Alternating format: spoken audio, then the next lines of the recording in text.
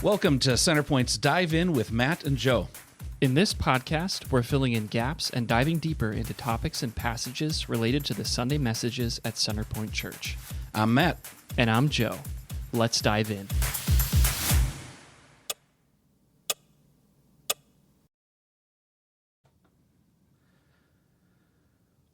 Well, welcome everybody to Dive In, though today is not Dive In with Matt and Joe because my buddy Joe is not with us, but I have a couple of people here with me today, and I am so excited about this conversation that we get to have.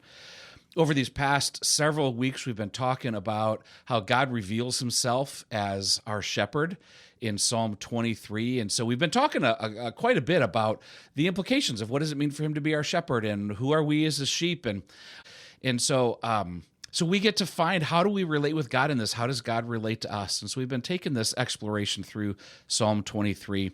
And knowing that this conversation was going to be coming up pretty soon, I've just been so excited to have it. So much so that it was actually a few weeks ago, I emailed Heather, who's with us today, and I was like, okay, you guys are going to be ready for tomorrow? And it was completely the wrong day. I was just so excited about getting there, and she had to correct me. So here we are. It is the day.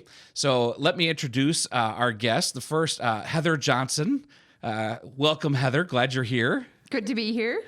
And make sure I'm saying this correctly, Heather. You are a large animal veterinarian. Correct. That's the right way to say it. Okay, so this isn't necessarily where your dogs and kittens and mice go into an office. You're usually on site, on farms, and it's big animals. Correct.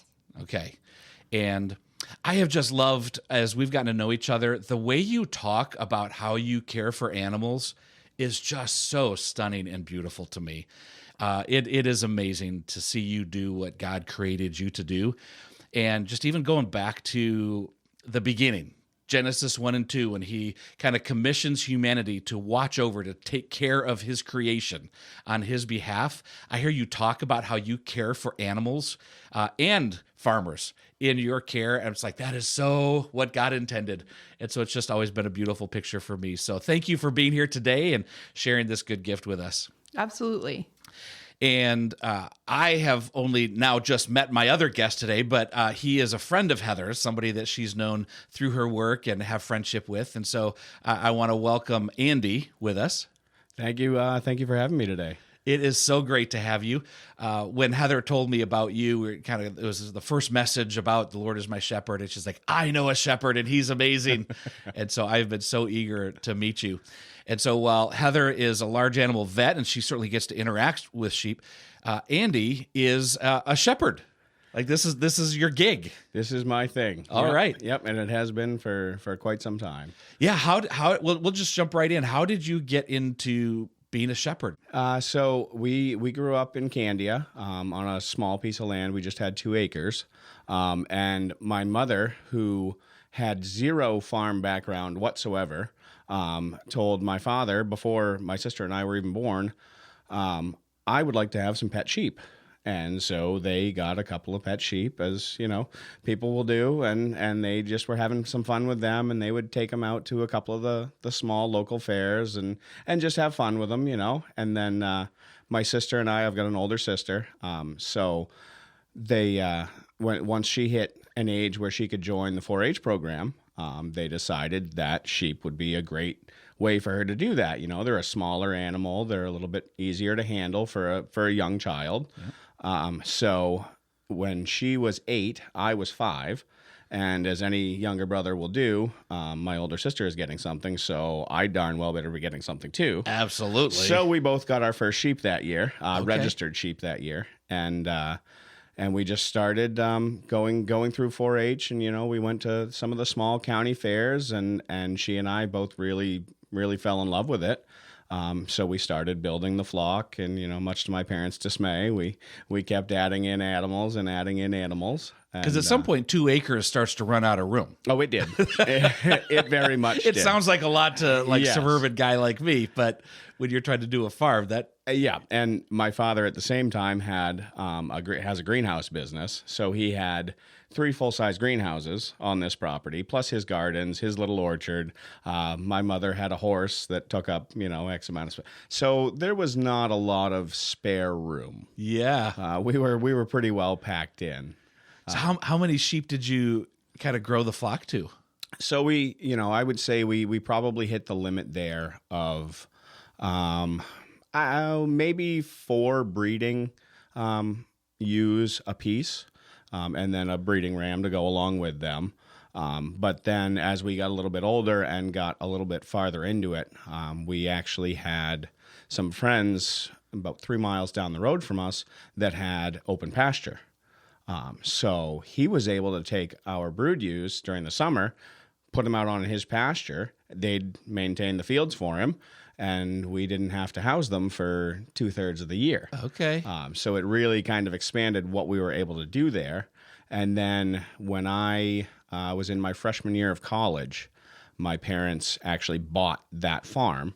And we just moved the whole operation there, and then we just went gangbusters. And it was, yeah. And so, like, being a shepherd, it's just in you. It's one of those things, it's shepherd, yes, but it's anyone who deals with animals, livestock animals, that kind of thing. It's one of those things that it's almost an innate sense of the animal itself, and I hate to say that if you don't have it, you don't have it, but it's very hard to teach. Okay. It's just, a deep level of understanding just from so much time spent with these animals. You really gain a huge understanding of them and how they're going to act, how they're going to react. And so as a shepherd who's tending this flock, you know your sheep. Yes. And so you kind of know, oh, this one isn't going to like this part, so I'm going to steer him over this way, or those kinds. Is that what you mean by you really pay attention to those? Absolutely. I mean, I know exactly which ones are going to be. I don't even have to look down when I'm bringing a bucket of grain in. I know who's under my foot. Seriously? Oh, yeah, absolutely, because it's the same one every single time you walk in there. Who is it? The first one, Mary. Mary? Oh, yeah. Yep, she's right. She's like right on your heels. Uh-huh. Yep. Because she wants the grain, or yeah, she wants the you? grain. She wants the grain. Oh, they don't mind me. They really love the grain. Okay. They're very food driven. Okay, so Mary's first in line. Yeah. Is she like? Does a flock have a boss kind of thing? Like, is she the boss of things, or? I would say she's probably higher up in the ranks. There is usually a not that sheep are a herd, but a herd boss, usually a matriarch. Yeah, okay. That really kind of everybody bows down. Okay. Okay. But when it's feeding time, everything goes out the window. Does it really? Oh yeah, it's just pell-mell sheep everywhere. Everybody's clamoring to get that first bite, because if you get the first one, you're probably going to get the last one, and then okay, life is good. Okay. So when you talk about your neighbor's field where they could go and graze, what made that really good? Like what makes for a good field for sheep? So this particular property had been a farm for generations. I mean, the original house was 1770s. The barn is 1880s. It's an old what used to be a dairy property. Way back in the day when, a dairy farm was 6 or 8, 10 cows. Okay. So, these fields have been worked for a couple hundred years. So there's very few rocks, which leaves room for grasses to grow. And then throughout the years, animals being on them, they till it, they fertilize it by just walking around and eating and passing it through. So it just builds upon that field year after year. Okay. So it's just got lots of good stuff in it. Yep. That the sheep like to eat, and then it's safe for them to eat. Yes. And we certainly do have to do some field maintenance as well. Number one, obviously, you need good fencing. But number two, you do have to pay attention to what's growing, because, as same as anything else, if left fallow, bad things will come in. Yeah. Okay. Right. And we try to avoid that. Okay. So sheep need a fence. Oh, yes. Okay, Yes. because otherwise they're just going to wander. They're gone. Yeah, and then they're not taking off like a dog who is used to being tied out and sees that open door and goes for it. No, but they're going to go wherever they find green grass. Okay. And they don't really care that you would prefer they not go into your hydrangeas or We're just going for the stuff that we want. Right, exactly. If Okay. it looks good, we eat it. Do you have any sheep in your flock now that are more like wanderer in them, and some that are closer to home? Or Yeah, definitely. It would be kind of hard to pick out who, but you will notice that, you'll usually have a group of 3 or 4 that, okay, they'll stick together and they don't go too far from their comfort zone. And then you might have another 6 that are kind of loosely attached. And then you'll have 2 or 3 that are just, they're off to find the you can best. just count on them off in the distance. They're just off to find the best blade of grass they can. So Okay. Yeah. Can you share with Matt what the lambs are doing right now? In and out and in and out and in and out. I will say, so our farm is every year it's a work in progress. It's never perfect. You never have it set up exactly the way you want it. So we've got a section right now that we use for lambing out that we then will allow ewes and lambs outside into kind of a little bit of a mixing area so they can get used to it before we put them in with the whole flock. The panels of fencing that we have there have gaps about that big. So about like a foot and a half gap. Yep. And the funny thing about lambs is, 1, they're pretty flexible, and 2, they don't see walls. They just say, okay, I want to see what's over there, so I'm going to go over there. They don't see walls, they see opportunity. That's right. And unfortunately, over there seems to be directly into the horse paddock, which thankfully our horses are not at all upset by it. Okay. It could be a bad situation if we had some others, but the ones that we have are pretty laid back. And they just, there are times when the lambs will come over, I'll put hay out for the horses, and the lambs will come over and they'll just be eating next to each other. That's hilarious. It's so funny. It's so funny. So how many sheep in your flock now? So this year, we're running 2 different breeds. We have one that we mainly focus on, and then one that is actually the original breed that I started out with that we kind of decided we weren't ready to let go of yet. Okay. But I think all told, we bred 20 ewes this year. And I am down to 1 left to lamb, and I really wish she would do it so I can start sleeping at night. Okay. Yeah. So like this is an important time of year for you and for the flock. Yep. So like, what is this time of year? So this is lambing season. This is, for me, this is the tail end of lambing season. For people who are a little bit more, we do mostly show stock and breeding stock, and I can explain what that is if you want.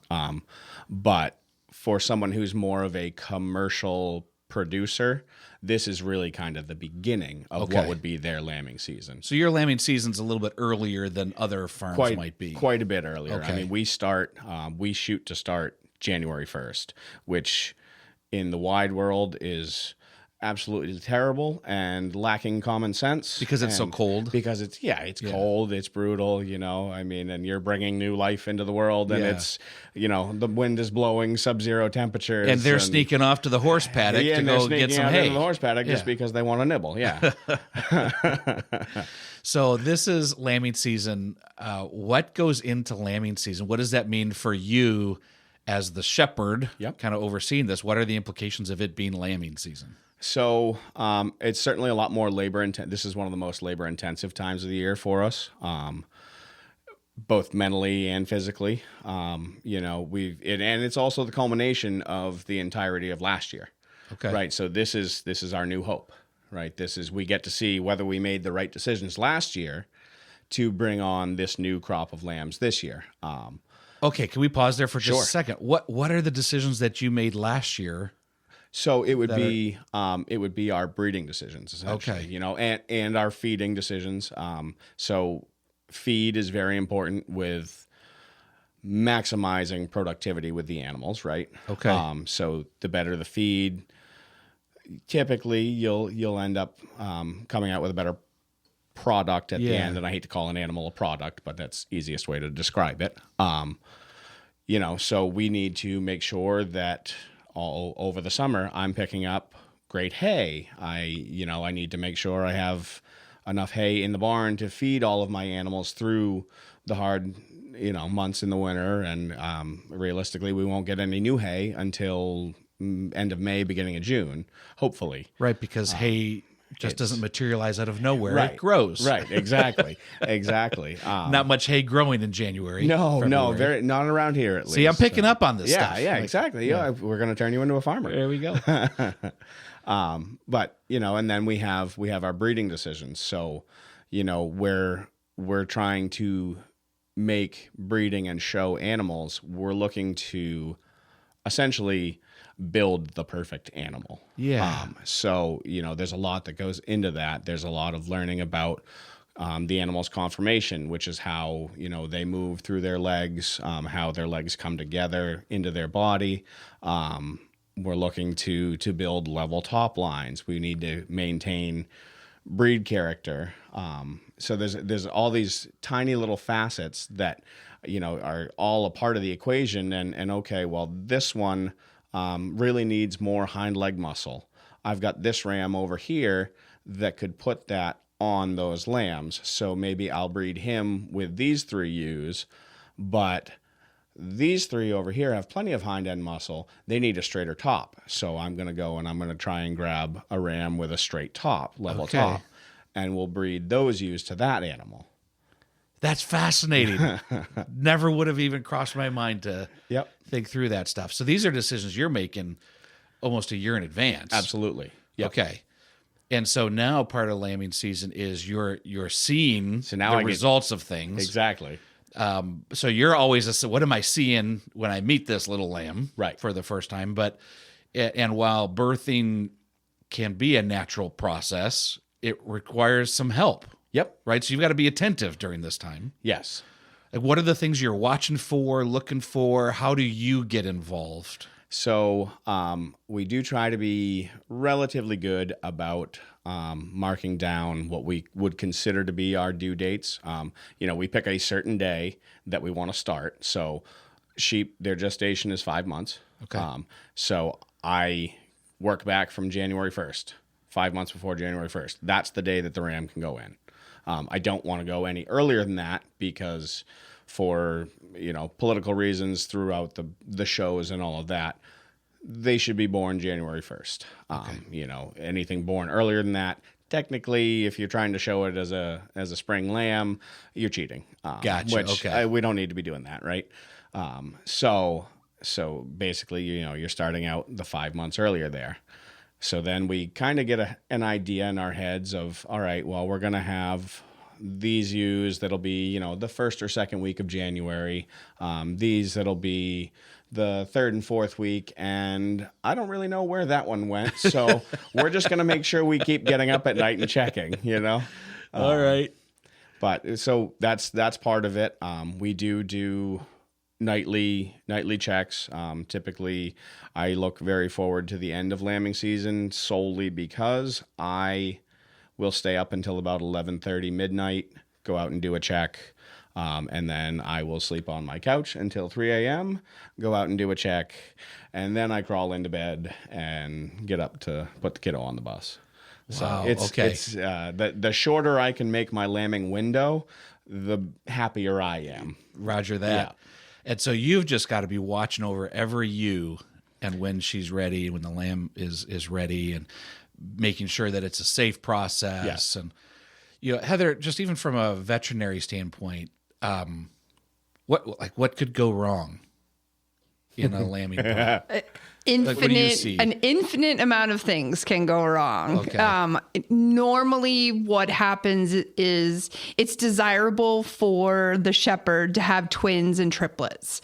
And we've in breeding decisions, we've bred for that. We've bred and we've supported the ewe nutritionally for that, because traditionally in markets, in food markets, you want the Easter season to be, that's when you're... Everybody loves the lambs at Easter Exactly. season. Exactly. So think about that. So the used uterus is probably about the half the size, or maybe the size of a market basket shopping bag, a grocery bag. Okay. And you've got 8 legs in there. Desirably, you could have 12 legs in there. Okay. Now, normally they come out kind of like a bullet with their heads over their front feet. And that is a normal presentation. Like Superman. Like Superman, okay. Exactly. Okay.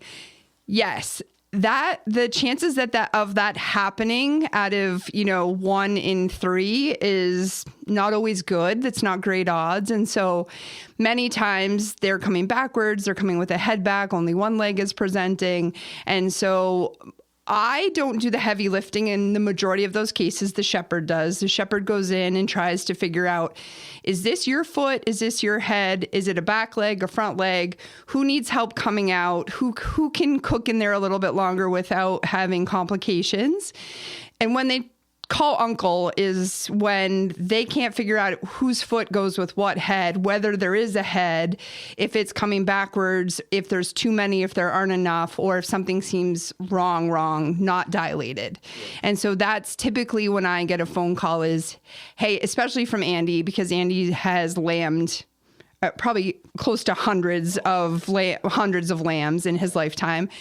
And I'll be honest with you, as a veterinarian, there are certain people that when they call you, first of all, not text, it's not a text, it's a phone call. When they call you, your heart starts to race because it's bad. Because they're so competent. They're very competent. And then by the time they're calling you, it's bad. It's bad. It's bad. So, and you're going. Like there's no talking left. It's go time. It's go time to try and save these lambs, and sometimes the ewes. So it's usually a lamb coming the wrong way is the most common presentation. Mm-hmm. I always tell Heather that, she's one of my favorite people to talk to and one of my least favorite people to call. That's right. You're my worst phone call. Yeah, absolutely. Yeah. Okay. So this is lamb. You were just even saying before we started recording last night you had a lamb, right? Yes. Yep. We actually had 2 lambs. Okay. Yeah. I was only expecting 1. So I probably could have done a little bit more due diligence on that, and maybe things would have happened quicker. But thankfully, everything turned out well, and we have 2 live lambs on the ground that are bouncing around and nursing and doing all the right things. Okay, but yeah, it was a long night. So number 2 was a surprise for you. The number 2 was very much a surprise. Okay. So we even go to the length. We have our ewes ultrasounded in the fall, usually around Thanksgiving time. And it's not an exact science, and certainly not, we're not talking I'm going to a veterinary clinic where everything is nice and clean and orderly. We've got, it's a friend of mine that does it. And this poor woman, literally, she just walks into my barn and she kneels down in whatever detritus is on the floor, and we've got sheep jumping around all over the place, and I'm trying to hold them still, and she's trying to, look inside and see what we have for lambs in there. So it's not always exact, but this particular ewe I had written down as only having a single. Okay. And my lack of sleep-addled mind at 12:30 last night said, okay, everything's looking pretty normal, and that lamb's pretty happy, and there's no further progressions here, so I'm going to go ahead on back in, and I'll be back up at 3 and see how everything's going. 3 o'clock came. Everything looked fine. Nothing going on. I went out to feed this morning at 6, and much to my surprise, there lay another lamb who was, for the most part, pretty well dried off and curled right up against his mom with his brother and just doing life. An extra nose. That's right. That's amazing. How many more ewes do you have that are expected? So thankfully, I am down to my last one. Okay. Yes. And it could not happen soon enough. Time for some sleep. Yes. Yeah. It is certainly one of my favorite times of year. Because, like I said, this is the culmination of last year. This is all of that hard work that myself and my family put into making this work, and pushing ourselves and testing our knowledge sets and seeing what we can accomplish. Lambing season is it. That's every animal that comes out is our decision. Yeah. And that's it's a pretty powerful thing when you think about it. I mean, these, not to say in the wild they wouldn't breed naturally. Sure, they would. But, they would be making those decisions. They would decide this is the right male to female, whereas it's me. I'm the one that put that ram in that pen. So it's my responsibility as well, right? Yeah. So it's very interesting. That is fascinating. And we live in a day where everything is so instant. And you can't instant this. No. Right? No, there is zero instant gratification. You make your best choice here, and your report card doesn't come for 5 months. That's right. And that is fascinating. I got to imagine in any industry, there are things that you would see if, this person is really good at what they do. And then you might notice this person isn't all that good at what they do. It doesn't mean that they're even being nefarious or so, but they're just not good at it, right? Everything's got that. Both for Heather and Andy, I'd love for you, what do you see that makes a shepherd a good shepherd? I know when Heather and I were first talking, her mind immediately went to you and he is a really good shepherd. So there's things that you see. So I'm not asking you specifically about Andy, but there are things that you see that says this is a good shepherd. What are those things that you'd see? The greatest attribute that I see is that they spend time with their sheep. And it's very evident. Case in point, I've learned over the years that an animal is most calm and most reliant upon their owner. And so I can go in a pen and I can probably get the job done if I need to, restrain an animal. But it's much more beneficial for me to allow the owner to go in. They know their animal, and it's safe for the animal and it's safe for the owner to go in ahead of me to restrain the animal and then for me to enter. And that goes a long way down. Animals are kind of grouped into prey animals. So they are, the one that's chasing down the animal, or they're preyed upon animals. Sheep are preyed upon animals. So they already have an instinct for flight. That's their natural instinct. And so if the shepherd or anyone who has an animal who is a preyed upon animal spends a lot of time with that animal, they're calm. And they are innately calm because they're used to the presence of a human, and a human who has been kind and gentle and trustworthy in that space. And so in my mind, you can tell right away whether or not an animal has had a lot of time spent with them. And so that makes my life easier. It also makes the animal's life a lot easier because they're not stressed. They're at ease. They're at ease. They don't see humans as a threat, and as a preyed upon animal, that is your life. That is how you stay alive, is to decide in quick measure, is this going to be prey? Is this prey? Is this something that can hurt me or take my life? And so one of the things that is really important to me is keeping the animal calm and getting the job done quickly with the least amount of stress as possible. And it can be simple things like, having a lot of what I do is health checks, just normal health checks in animals, to make sure that they don't have any infectious disease, that, there's no concern for the animal's health at that moment. And those are easy signs, whether they have a nasal discharge, whether they're breathing heavy, things like that, just obvious signs of disease. And so if we can do that, if that animal can get caught quickly in a normal, calm way, then we can assess that really quickly and be on our way. And so, for me, seeing people that have spent a lot of time with their animals really, really shows. And in my mind, a good shepherd is someone who has spent a lot of time with their animals. Oh, that's remarkable. And I hear that in you, Andy, just even as you were talking about that and Mary coming up, she feels at ease enough to come right up to you. Oh, yes. To get the grain. Oh, yeah. More than at ease. I mean, this animal will literally jump up put her front feet up on the back of a ewe in front of her Yeah. to try and get closer to the bucket of grain. Yeah, that's Yes. right. Yeah. And so it's clear you spend time with, Yeah. and just listening to you talk about lambing season and your attentiveness. And it's exhausting for you, but you're attentive to all that's going on there. And you know your sheep. Yes. And it's clear that they know you. That's pretty remarkable. What a great example of that. Can you share with them your graham cracker stories?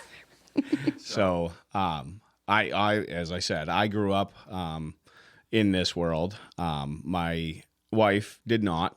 She was raised originally in Nashua, then grew up most of her life in Litchfield. So she was a horse person growing up. So she knew animals. She knew large animals, but had never spent any time around sheep or any of the real kind of livestock farm animals.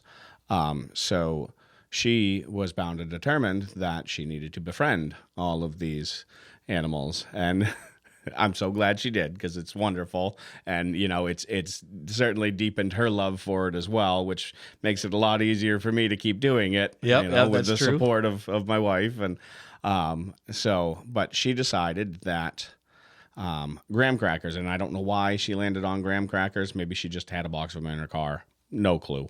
But she had this one ewe that she had already started to befriend, and then she busts out this box of graham crackers and takes it over. And this ewe immediately devours this, I mean, like a rabid wolf, just rum, rum, rum, rum, rum, rum. And so now that has become her training tool. And let me tell you, you do not want to walk into any of these pens with a package of graham crackers. Do not get between the sheep you and will a be package of graham mauled. crackers. Yes. So they've decided they like graham crackers. Yes, they do. Yep. Teddy Grahams don't quite hit the same. It's got to be, honey graham crackers. Honey graham Yep, crackers. That's it. That's fantastic. And so that's how your wife makes friends with the sheep. That's exactly it. She's the graham cracker lady. Yeah, she's smart. Why go to all this? I don't need to spend time. I'll just give them treats. There we go. Yeah, and it works. Darn it, it does. That is so great. You guys are both in the field. What are things you might see that make you go, oh, this person should not be with sheep? Do you want to start that, or do you want me to? Go. I'd like your impressions first. Yeah, as a to be a colleague to these people. Yeah. Because they're out there, right? There's people shouldn't be doing this. And a lot of the times it's not malicious. It's not with ill intent. Maybe it's just lack of knowledge, or maybe a little bit of lack of ambition level. The biggest thing for me is just lack of observation. And it's all encompassing. It goes down to, you walk over and look at the water trough and it's dirty. Well, I don't want to drink dirty water. Yeah. They don't want to drink dirty water. Right. And we're trying to grow these animals to their max potential. So we need them to be able to drink water as often as they desire. Yeah. Or it goes back to in the lambing barn, powers of observation. Boy, that one is kind of standing off by herself, but she's not due for another week and a half, 2 weeks. Maybe there's something wrong. Maybe we need to investigate this a little bit further. So it's just that simple fact of having your eyes on as many of the facets as you possibly can. That's where a lot of people go wrong. They can be really good at certain parts of it, and that's great. But you don't have to be great at any of it. You just have to be good at most of it. Oh, okay. Say that again. Yeah, you don't really have to be great at any one part of it. You just have to be good at most of it and just pay attention. Yeah, that's really significant. That is really significant. So if you can sew the dress that they're going to show up in at the show, but you really can't pay attention to clean water, Right. then maybe this isn't for you. Yes. Yeah. Yeah, absolutely. Because, when it comes right down to it, none of these animals asked to be here. This is something that we decided to do. Yeah. It is our job to take care of them. I was even when we were little kids, my parents really kind of pounded it into our head, because some of these animals do end up in the food cycle. Sure. That is a part of it. It's not a large part of our business, but it certainly is a part of it.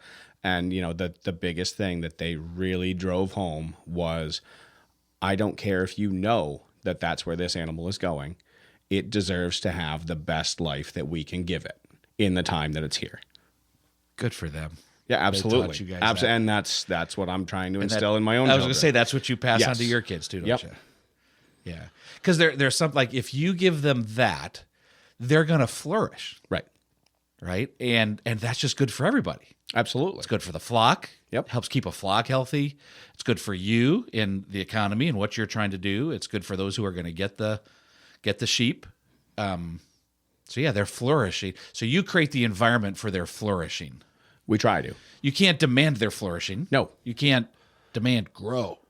No, and there are always going to be those times when it doesn't matter. You could do every single thing under the sun right, and it's just not going to work. Yeah. And unfortunately, that's just the way farming is. It doesn't always work the way you want it to and the way you plan. I love hearing you talk about that, because it's so close to how the Bible talks about life with God, honestly, because we live right now in this day in such a mechanized, quick product, widgets and machines kind of way, that it becomes hard for us to imagine kind of the organic nature of life and how seasons work, and you make decisions here that you're not going to see the fruit of later. The growth patterns, sometimes even when it comes to issues of faith, we're like, I want to grow so much. Like, I want to stop this and be more like this, but it doesn't happen instantly, right? There's patterns of growth. And just even listening to you talk, the shepherd creates the context for thriving. And honestly, that's what God invites us into, is he's created a context for our thriving.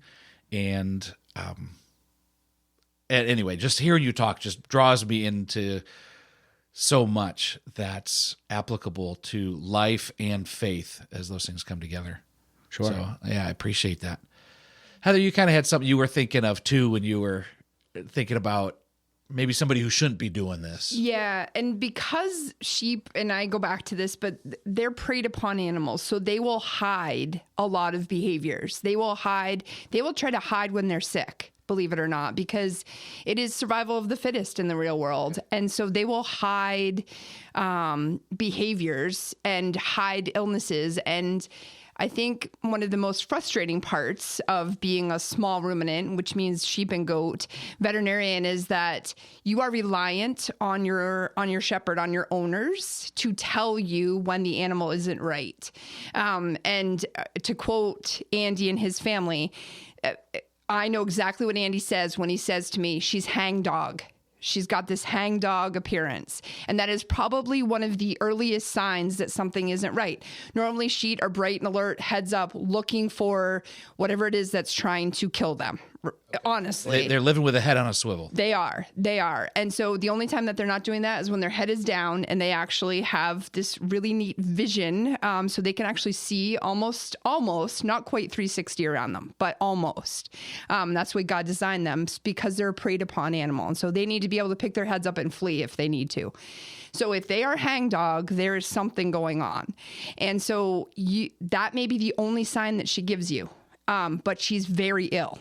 And so it's those nuances which are overlooked by a lot of the people that own these animals, and they let it go too long. Or they say, I'll check on her, tomorrow. We'll see what she's like tomorrow. Tomorrow can be a very different presentation. That animal can be very ill by tomorrow. And so it's really that knowing of your flock, and the knowing allows you to pick up on the nuances of what's normal for that animal and what's not normal. And so many times people wait. They don't trust. And I try to encourage all of my new shepherds and all the new 4-H kiddos that are coming up through. If they text me with a question, I address that question right away, because I want them to see that it's important that they're noticing things. It's really important to notice things early. And so it's the difference between life and death in some of these animals. And the good shepherds and the good animal owners notice things quickly because they've spent a lot of times knowing what is normal for that animal. And so they can pick up on what's abnormal very quickly. And it literally does make a difference to their ability to heal and to thrive and to bounce back. That makes so much sense. And even as a shepherd, you've got to be committed enough to their well-being that not only do you notice it, but you're actually going to move towards them, not go, oh, I'm tired. I've been lambing for 3 months. I'm just going to pretend that didn't happen. That's right. Right? You've got to gird up and head back on in. Yeah. Don't get me wrong. You still have the, I'm too tired for this, I believe that. But yeah, I mean, it's like I said before, they didn't ask to be here. They're our responsibility. We took this on from the second that we purchased, bred, whatever, the first animal. Their life is our responsibility. They're not a wild animal anymore, and they never will be again.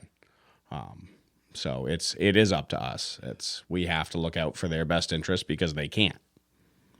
And you really like this, don't you? I do. I love it. I tell. Absolutely love it. I can tell you like being a shepherd. Yeah. Yeah. It's pretty funny. I had a friend ask me when I was on my way up here, are you nervous to go talk about it? I said, are you kidding me? Do you have any idea how often I wish that someone would talk to me about my sheep?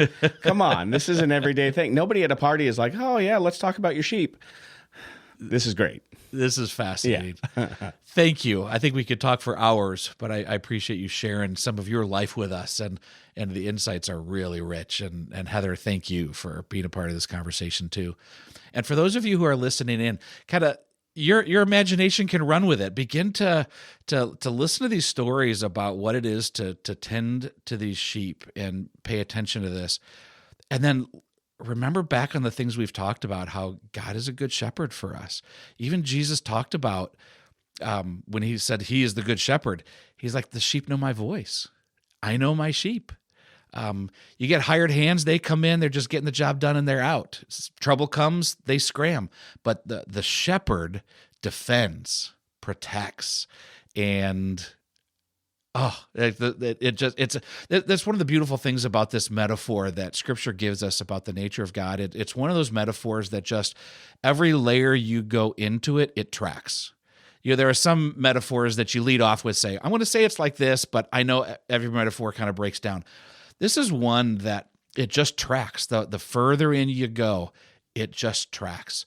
And as you've listened in here today, I hope you've gotten a little bit more of an imagination, a sense of what it is to be cared for, to be tended by a good shepherd who knows your name. He knows who you are. He moves towards you. He's unafraid when you're sick, when you're wounded. He's unafraid of that, but he moves towards it with healing, with care, with watching over. And, and Jesus describes God is the shepherd who leaves the 99 to go after the one. Make sure that one gets brought back, can heal, can be restored. That's who our God is. And it's just remarkable. The more we explore with imagination and understanding who he is and how he relates to us and how we can trust him. And at the end of the day, we can trust him. He's going to provide what's needed. He's going to protect when we need protection, because as sheep, we're vulnerable. Again, I think sometimes sheep get a bad rap. Sheep are just stupid. This is not about sheep being stupid. They're vulnerable. And in that vulnerability, a good shepherd watches over, tends, protects, and guards. And this is who God has told us he is towards us. How crazy is that? The one who made everything is watching over. So as you go about your day, be encouraged. Whatever it is that's in front of you, you don't walk there alone. You've got a good shepherd, and he walks with you.